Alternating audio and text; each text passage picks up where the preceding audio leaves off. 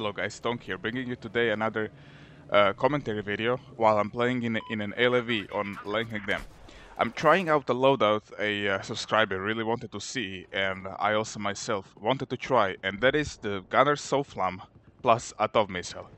What this basically is that my gunner, Mrs. Daddy, would lock a vehicle with the SOFLAM, and then I would try to kill them with the TOW missile. And then I would just give my input on how it was and what I think about it during the course of this round.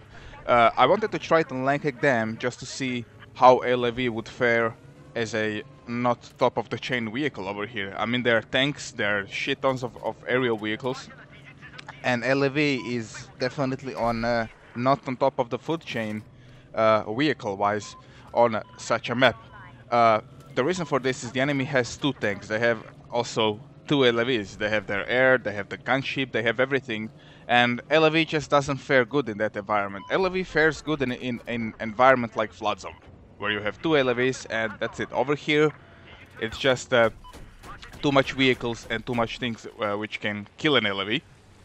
Is why I would always take a tank over an LAV on Lancang Dam, and actually on any map where there's a tank available and an LAV, I would take a tank.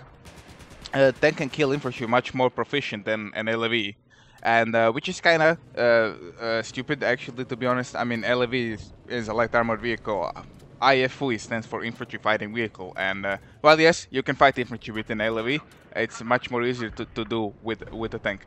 And here I'm showing you some of this TOW missile plus the SOFLAM. As you can see, it deals a lot of damage to the tank as I take him out, and it always deals, no matter what, if you manage to hit them with a laser designated TOW missile, it will always deal 50 damage and a mobility hit, which is quite powerful. It will always land in a top-down attack on a vehicle, such as the tank, another LAV, or a boat. And that is powerful, and you can actually 1v1 tanks with this loadout. I had no problems doing that during the course of this round, if you know how to active protection in the right time. For example, what I was doing, I was using active protection when he saw me and he was starting to push me. I didn't use active protection when he would start shooting at me. I was using active protection by the time Mrs. Daddy was locking him with the SOFLAM, because it takes like 3 or 4, even to up to 5 maybe seconds if the enemy tank moves a bit for her to lock on the vehicle, and then it takes another 2 or 3 seconds for me to lock on the vehicle.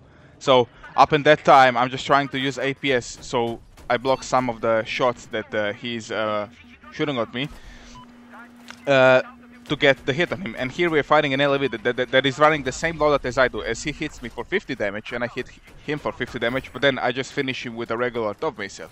And I think through my experience of playing with this loadout, that's what you have to do. If you hit a vehicle with a laser guided missile and you get the 50 hit and you have a perfect line of sight, then just go for a regular TOW missile hit, which will still do up to 40 and 45 damage, even 50 if you manage to hit on a perfect front. Then it will also deal 50 damage. So you don't have to give him that chance that he will maybe get unimmobilized and he will then run away from you. So if you manage a nice 50 hit and a mobility hit, then just go for the regular old-fashioned TOW missile to finish them off. My gripe about this loadout was this though. It's that Mrs. Daddy had to lock a lot of vehicles, which then resulted in her helping to kill infantry much less, and that is the main gripe why I still prefer that she would just normally gun instead of just locking everything that we see.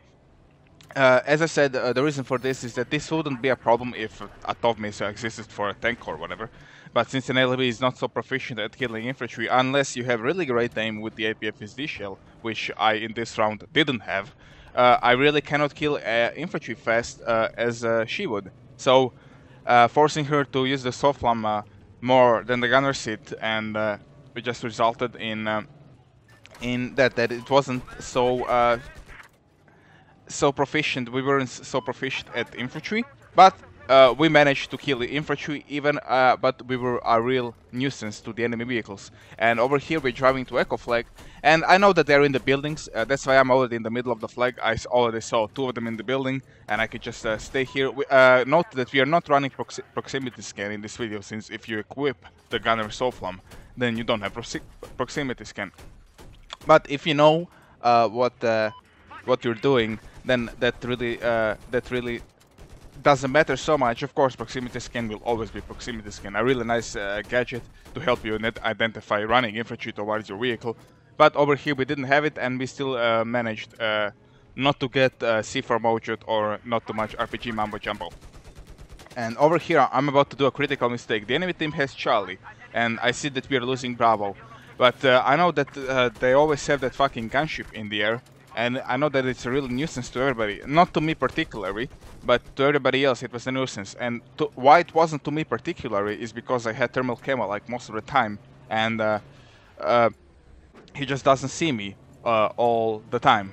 But over here I'm gonna do a mistake, as I do approach Charlie, and the gunship will about to spawn in 30 seconds, and then he will see in the gunship that they're losing Charlie, and the first thing he's gonna check is what's happening with Charlie, and he saw my LAV there, and then the gunship combined with the jet killed me. And there is nothing you can do against it. When gunship hits you with its main cannon, you will always get immobilized, because he always performs a top-down attack, and then you're just up from there. When you get immobilized on a flag like this, you're just dead.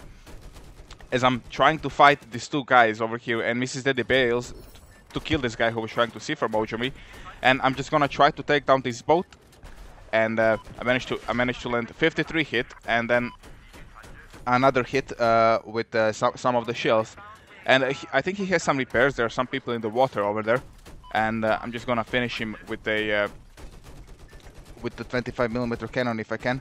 But he has like 2 repairs. Like, the guy just doesn't die. I already dealt like a lot of damage to him, but this time I do take him out.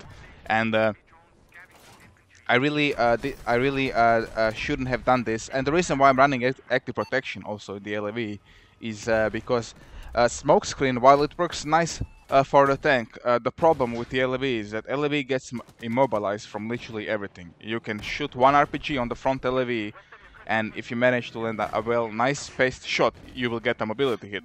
While the smokescreen eliminates that, for the LAV, there are things, everything else deals so much damage to the LAV. Tank shell, RPG, gunship shell, literally everything can fuck the LAV up so fast that I just think that active protection is better for the LAV than smokescreen. While I beg to disagree, on the tank I run smokescreen, but for the LAV I will stick with active protection. As you saw on Charlie, the gunship started to immobilize me, and then I was just an easy target for an enemy jet who saw me there. Spawning back in again, the enemy team is here on the echo roof, and I think they bailed from the gunship, because in the meantime we captured Charlie. With the good effort of me going to Charlie, and this is sometimes the sacrifices you have to do. If you want a gunship off the map, you always have to push a flag like this, and there is always a risk that you will get killed by the gunship or anything else that's defending the flag. While I did die, I was a nice distraction for somebody else to go on the flag and capture the flag and kill the remaining scavengers that were left on the flag. About the TOW missile plus the SOFLAM, I found it really good versus little birds and choppers, and it was nice. It added kinda this anti-air capability to the LAV, which was quite nice. And here I'm fighting, we're fighting an enemy tank. Me and another friend in a squad are fighting a tank, and now you will see this. I APS while the Mrs. Daddy is locking the tank, so he doesn't deal damage to me, and then I will fire the critical disabling TOW missile, and we managed to take him out. So that was the best way I saw using TOW missile plus a SOFLAM versus a tank. That you just APS while your gunner is locking him. So you just peek from the cover so he sees you, so that your gunner can get an angle and line of sight to lock him. Then you APS until the lock is happening, and then you fire your TOW missile when it's done, and then you go back to cover. So if you are using this loadout, I would recommend that you try to do that. That's how it worked for me okay on this map. Another thing I found it really great on is taking out enemy boats. Even more better than taking them out with with regular TOW missile. If you watch some of my Hainan resort videos where I play in the LAV, I think I have maybe around 3 of those videos out. The LAV is a really huge enemy of the boat if you're running TOW missile, and I'm talking about the normal, not laser guided TOW missile, just a normal wire guided TOW missile. You deal a lot of damage. It's almost always a mobility hit, and you can basically kill a boat faster than he can kill you. And here I'm just using the normal TOW missile because the LAV is really close to me, and then I can just take him out without that waiting time for the SOFLAM lock to kick in. In overall, this round was really close. We actually lost this round, so if you guys are wondering why did I cut out the last parts of the video, is because it became really boring and we got into a triple cap, and then all of the fight was on Charlie, and that's why I cut that part off, because it's boring and I don't want to waste your time. I just want to show you the stuff where I'm actually using the TOW missile and what are the benefits of it. Another thing it's great for killing jeeps and such transport vehicles like jet kits and stuff. Like before this round we played Hainan Resort, and I had such nice success of locking that ocean side with the LAV, where I would kill literally every single rib boat that would try to push for Delta, since I was Chinese, for Delta from their home flag. It was such a great thing to use when you have triple cap on Hainan, to use a TOW missile plus a SOFLAM. It works good. You can lock the ocean side so nice, and you can kill any rib boat, any boat that tries to push for your back flags. And over here I see an enemy tank who did an active protection, and then I know that active protection has only 5-second time, and I managed to land a hit on him. As you see, it always deals 50 damage, and that's just awesome. I wanted to finish the tank, but an enemy LAV popped out, and I'm just gonna try to finish him with a TOW missile, which still works wonders even when it's not SOFLAMed. As I said, I will run this loadout more on Hainan Resort when we have all the 3 flags that we need to have. Then I can switch to the SOFLAM and to the TOW missile with the SOFLAM and just lock the ocean and deny them any push they would have on the flag from my back.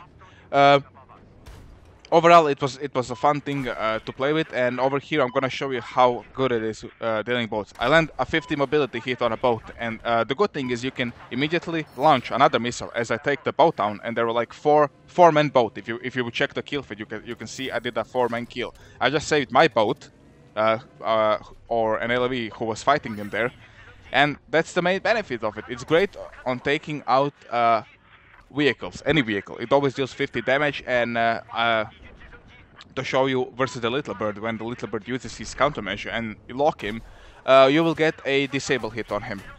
This is not always so accurate. Sometimes on Hainan I was one-shotting them with the TOW missile, but sometimes you get a disable hit. I think it has to do something that the position the Little Bird has to be in for a TOW missile to hit, to land a one-shot kill.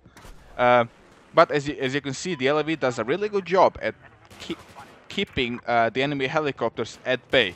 As the gunner SOFLAM locks them, they don't actually know what's locking them. He can assume it's maybe the Stinger or the Eagle or an laser-guided straw, but they would probably never expect it's a TOW missile. And then when you land that hit on him and you just did like 95 damage to him, he's as good as dead. Anyway, if you have some questions about anything in particular, you can ask me. I'm also gonna post an Ask Tonk video tomorrow or the day after tomorrow. So if you have any questions, just post them below, and I would be happy to pick one of them and answer it in the best possible way I can. I hope you enjoyed this quick showcase of TOW missile plus the SOFLAM on Lancang Dam, and I will see you guys next time. I hope I wish you a nice Sunday, and bye bye.